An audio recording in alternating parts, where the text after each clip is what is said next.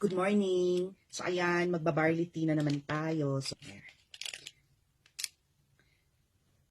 amazing morning, beautiful aunties and uncles. Let's drink barley for a healthy body.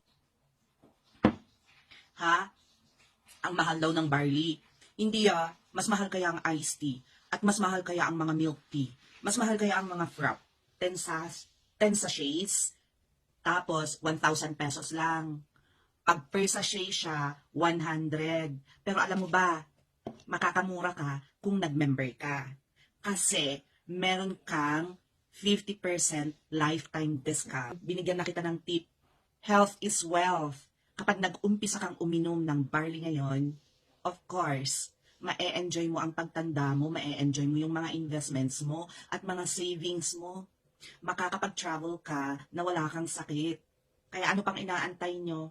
Ayan na, PM nyo na ako kaya i-text o kaya i-call para ma-reserve ko na yung barley products ninyo. O meron ding coffee, meron ding pampapayat. Ano na mga beautiful aunties, uncles, amazing morning ulit sa ating lahat. Bye!